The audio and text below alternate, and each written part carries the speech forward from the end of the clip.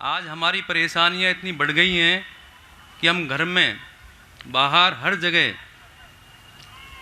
चैन से नहीं रह पाते हैं। सभी को शांति की आवश्यकता है। जितने भी महापुरुष हुए,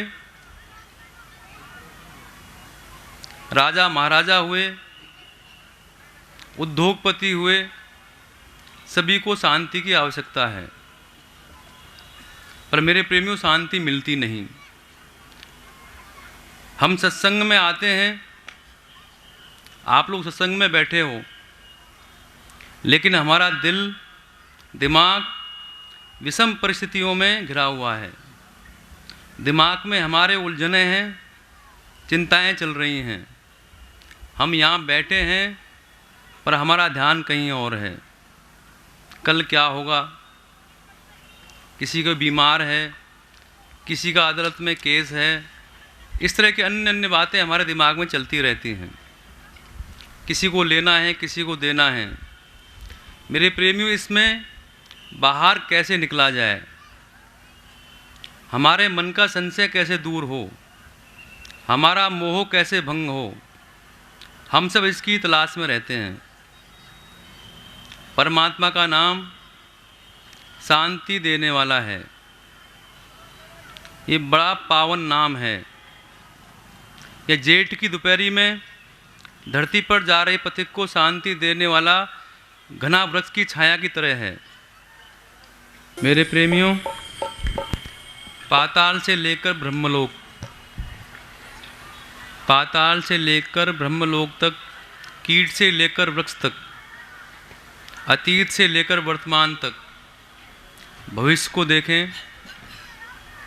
हम देख भी रहे हैं और देखेंगे, किंतु सब कुछ, सब जगह दुख के अतिरिक्त और कुछ नहीं मिला है, और ना मिल रहा है और ना मिलेगा।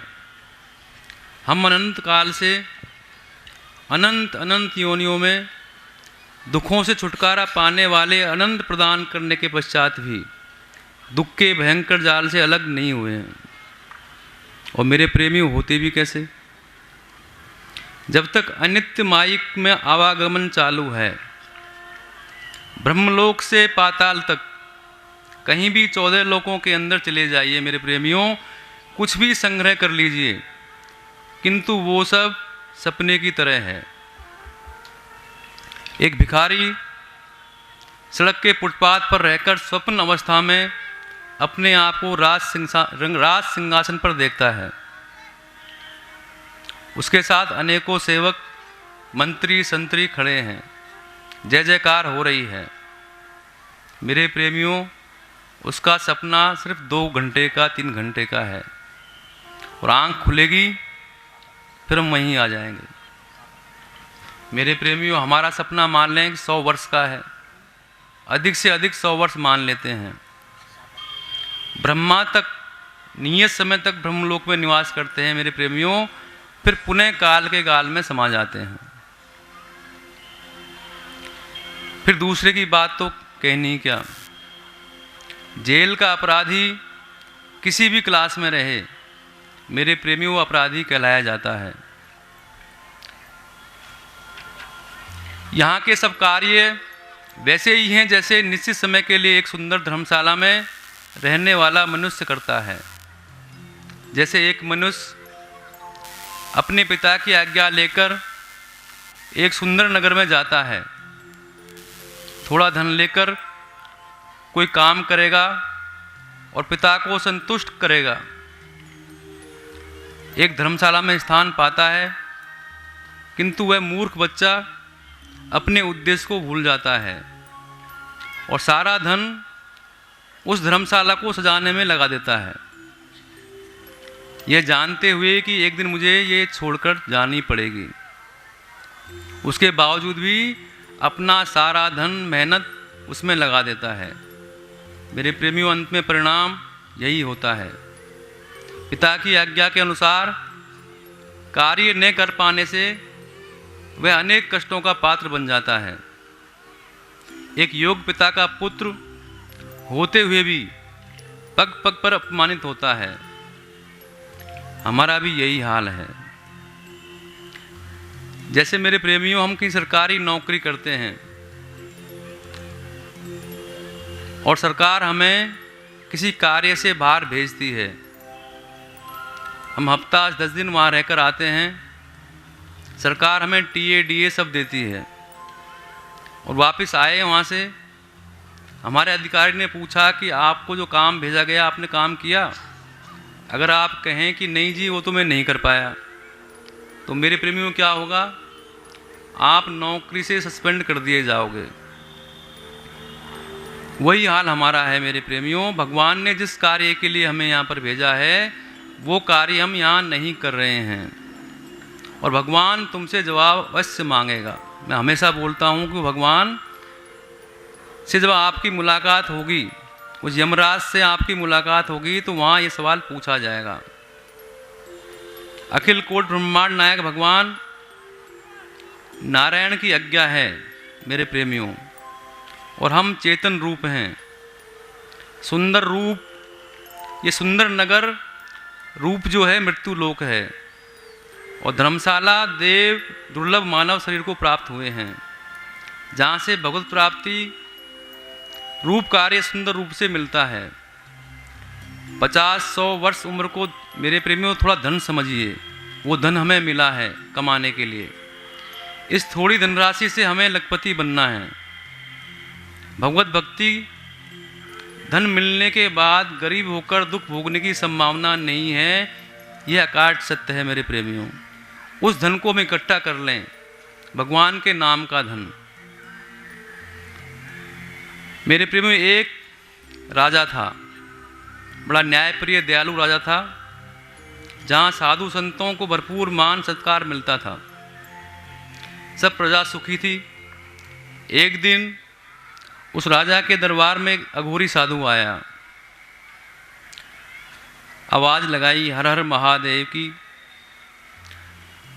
आवाज़ करता हुआ नंग धड़ंग अघोरी साधु को देखकर राजा चौंका, लेकिन अपने व्यवहार के अनुसार बड़ी विनम्रता से राजन ने पूछा कि महात्मन मैं आपकी क्या सेवा कर सकता हूँ। राजा उस अघोरी साधु से पूछ रहे हैं कि मैं आपकी क्या सेवा कर सकता हूँ। साधु बोला कि हे राजन, मैं 3 दिन से लगातार चल रहा हूँ, मैं थक गया हूँ, मुझे विश्राम के लिए जगह चाहिए। राजा ने कहा आप हमारे शाही महल में आराम कीजिए, मैं वहाँ आपका इंतजाम कर देता हूँ। इतना सुनते ही अघोरी साधु की भ्रुकुटी तन गई और वो बोला कि राजन, मैं धर्मशाला में नहीं ठहरता। राजा ने आश्चर्य से पूछा कि महात्मन मैं धर्मशाला नहीं शाही महल की बात कर रहा हूँ। साधु ने राजा से पूछा कि हे राजन, ये महल किसने बनवाया? राजा ने उत्तर दिया कि ये मेरे परदादा ने बनवाया। तो इसके मालिक कितने हुए? राजन बोले कि 6 मालिक इसके हो चुके हैं, और कल तुम्हारे मरने के बाद तुम्हारा बेटा कहेगा कि ये महल मेरा है। राजन ने कहा हाँ, मेरे मरने के बाद उसी का राज्य होगा और उस महल भी उसी का होगा। फिर साधु बोला कि राजन, जहाँ रोज यात्री बदलते हों उसे तू शाही महल कहता है? अरे ये तो धर्मशाला ही है। याद रख, इस जीवन की यात्रा में तू अकेला आया है और अकेला ही जाएगा। मेरे प्रेमियों, राजा को ज्ञान हो गया। राजा ने अघोरी के चरण पकड़ लिए, उसको आत्मज्ञान हो गया कि संसार छोड़कर जाना है, कुछ मैं शुभ कर्म कर लूँ। भाव ये हुआ मेरे प्रेमियों कि हमको प्राप्त करने के बाद, इस मानव शरीर को प्राप्त करने के बाद मरण जन्म के चक्र में नहीं पड़ना है। जन्मता वही है जो मरता है, और ये आत्मा अजर अमर है। देवता लोग भी स्वर्ग में जाकर अपना सुख भोगते हैं। जब उनके पुण्य नष्ट हो जाते हैं फिर मृत्यु लोक में आ जाते हैं।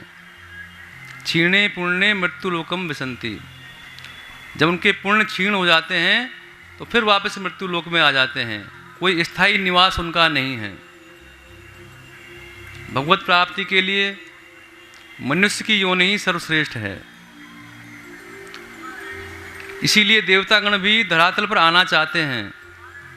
हम मनुष्य प्रभु की प्राप्ति के लिए हमें विशेष अधिकार प्राप्त है। मेरे प्रेमियों, और कार्य तो सभी योनियों में हैं, पर प्रभु की प्राप्ति का मार्ग, आत्मकल्याण का मार्ग, ये विशेष अधिकार मानव के अंदर है। जब तक हमारा शरीर स्वस्थ है, इंद्रियों की शक्ति भी ठीक है, आयु के रहते हुए आत्मकल्याण का कार्य कर लेना चाहिए। ये शरीर भगवान ने हमें आत्मकल्याण के लिए ही दिया है। एक पिता के अनेक पुत्र होते हैं, किंतु वह पुत्र विशेष प्रिय है जो पिता की आज्ञा का पालन करता है, जिसका जीवन ही पिता की सेवा के लिए हो। वो पिता उस पुत्र को अधिक मोह प्यार करता है। करोड़ों जन्म अनेक योनियों में भ्रमण करने के बाद जब भगवान की परम दया हम पर होती है तो हमें मानव का शरीर प्राप्त होता है। मेरे प्रेमियों, जन्म लिया, फिर काल में समा गया, पुनः माता के गर्भ में 9 मास भयंकर कष्ट सहने के बाद ये जीव गर्भ से बाहर आया। संसार के अनेक सुख दुख पाकर पुनः मृत्यु के मुख में प्रवेश कर गया। यही क्रम चलता रहता है। ये कितना भयंकर क्रम है। इसी क्रम से छुटकारा पाने के लिए हमारे शास्त्रों में कर्म, ज्ञान, भक्ति का उपदेश किया, किंतु हम काल कर्म स्वभाव के पास में बंधे हुए हैं और यह जीव अनादिकाल से बिगड़ा हुआ है। यह चेतन तक पहुंचने में असफल रहेगा, ऐसा भगवान सोचते हैं। इसलिए भगवान ने हमें संत दिए, आचार्य दिए, गुरु दिए, जो हमें ज्ञान देते हैं। आत्मा को परमात्मा से मिलाने का कार्य करते हैं। भगवान ने स्वयं कहा कि मोते अधिक संत कर लेखा। भगवान ने संत की महिमा बोली कि मोते अधिक संत कर लेखा। मेरे प्रेमियों, जैसे गाड़ी में ब्रेक जरूरी हैं, अगर आपकी गाड़ी में ब्रेक नहीं हो तो एक्सीडेंट हो जाएगा। जैसे गाड़ी में ब्रेक जरूरी हैं, वैसे ही जिंदगी में, हमारी जिंदगी में ब्रेक जरूरी है। गुरु जिंदगी की गाड़ी का ब्रेक है। बिना ब्रेक के गाड़ी बेकार होती है।